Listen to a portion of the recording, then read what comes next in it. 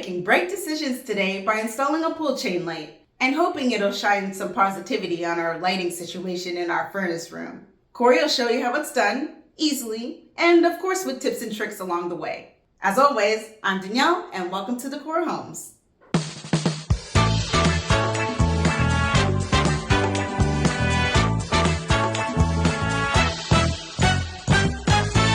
Hi there, Corey from De-cor Homes. Today, we're actually installing a pull chain key light, okay? These things are very basic. When you actually look at the back of them, look at that. You got like a gold or almost like a gold color. I'd say copper, but this is copper. To me, this looks copper and this looks gold. Maybe I'm colorblind. So what we're actually doing is we're hooking up our whites or our neutral under the silver connection, and we're hooking up our black or our hot wire under the gold connection, okay? So in this scenario, we have two hots and we have two neutrals, okay? The power has been turned off on all this. Before we do anything, we turn off the power, we use plug testers, and we make sure that everything's fully safe. Okay, so when you're looking at the back of this guy here, what we're wanting to do is hook up the two hot wires under this copper, and we're wanting to hook up our two neutrals to this connection here. What you do is to feed the wire in between this silver part and this gold part, okay? So let's make our connections. I like to do neutrals first, so let's go put those in first, okay? So we got our two neutrals. We take our screwdriver, screw it in. That was basic. Now let's put in our hots. See this Z pattern we always talk about? If the wire is straight, to push the wire in, it just doesn't go in, okay? When you put in a Z pattern, something like this, you can actually push the wire in and out and in then out very easily. And this is what we try to achieve when we're pushing our wires in and out for receptacles and everything else, okay? So we got these connections are in nice and tight. What we need is our hot in. So we put in our hot under there. That's a good connection. We put this hot in here. Now it's a little bit tight. Hey, but we got it. Go. We tighten with our Klein screwdrivers. The screwdriver's great. It's a reversible, so it'll either go a number 1 or a number 2 Robertson. Check this out. So this screwdriver, it's a number 1 and a number 2. I have it on my number 1. Push it in, I can yank it out, and then I can lift this gold part here, and it opens like a valve for me to use the screwdriver. And you can extend the length of it if you want, so they're pretty cool. Now that we have this pull string light in, everything's nice and tight. Our connections are tight, they're not going anywhere. We could turn it. There's these 832 bolts, okay? 832s typically go in octagon boxes or ceiling lights. On receptacles, they always use 632s. So 632 is just a smaller bolt compared to the 832, which is thicker, okay? So if you're looking for replacement bolts for receptacles, use 632s. For ceiling lights or octagon boxes, use 832s. So basically, we can put these in. This one almost appears, the 832s are not long enough, because once this pushes in, it's not actually reaching the gap. So we actually need to switch these 832s. So let's get this one out.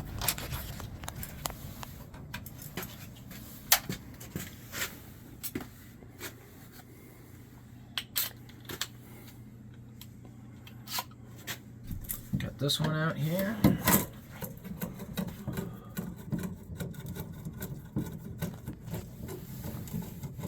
So one thing that's important to note, receptacles need to be finished. So when you're looking at a receptacle here, if you were to have a building inspection or an electrical inspection, and if you don't have your plate covered, prepare to fail over something silly. This needs completely cover. I might be okay, I might not be. So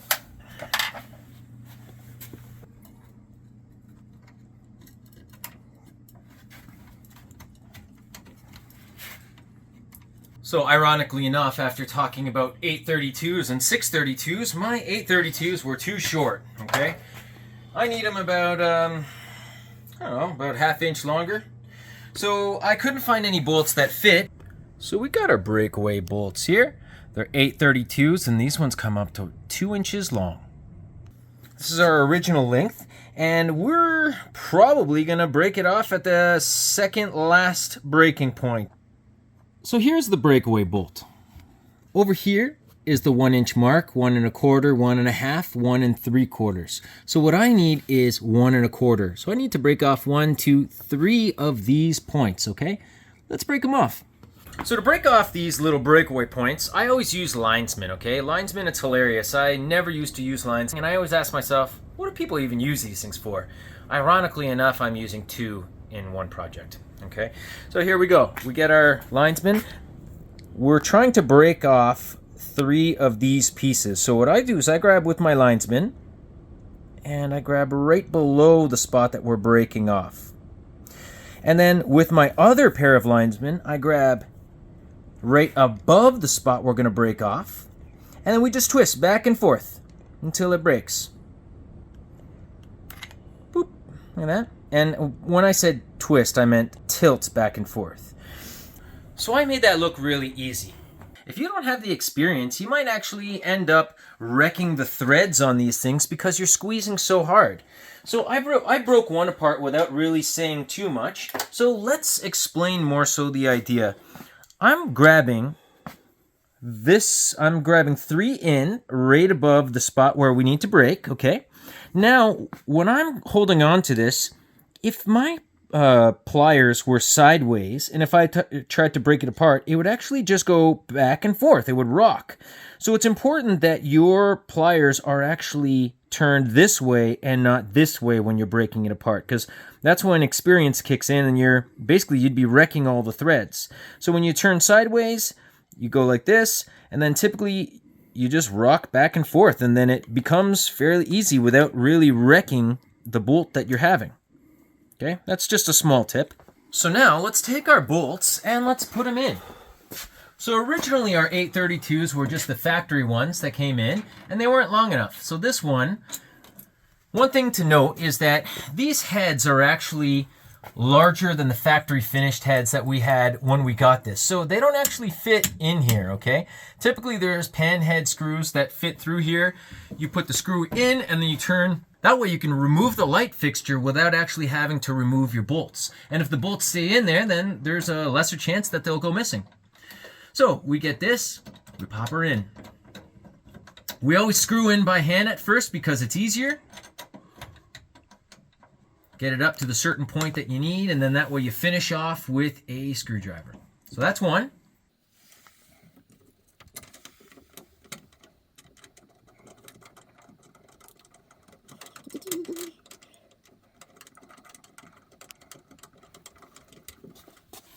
Now we're close enough. I'm just going to take my screwdriver, pop the rest of this in.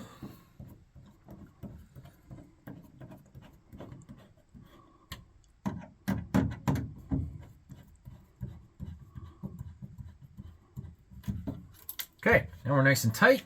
Let's see if there's any play on this guy. See if we can cover that up. Not bad. There you go. LED lights are the way of the future. They take up like 1/10 of the amount of energy, but they're like 2-3 times brighter than old style bulbs. So we got our light back on. Let's go back to the panel. Okay, so now we're back to the panel. We have our breaker, but here's one thing that's always important. Whenever you're turning on a breaker, don't stare at the breaker, okay? If you stare at the breaker, what could happen is, say if this breaker ever decides to fail, and what would happen is a big explosion. And if that were to happen, you're staring right at it, you could get hit in the face, you could lose your vision, okay? So whenever you're turning on a breaker, you touch the breaker, you turn around, then you turn it on. Do we see light over there? Perfect. Now we're going to make our way back over to this section. Now we're back to our light, our breaker's turned on, and we have power, okay? So this is a simple task. You just literally have to have the wires available or an electrician who roughs in a receptacle or an octagon box for you, and here you got some light. This isn't a difficult job, but it gives you light where there is none, okay? Appreciate you watching. If you have any other questions, you let us know in the comments below. All of our tools are listed below if you have any questions, and please don't forget to hit subscribe. Magic. You made it to the end. Make sure you check out our other videos and subscribe. See you next time.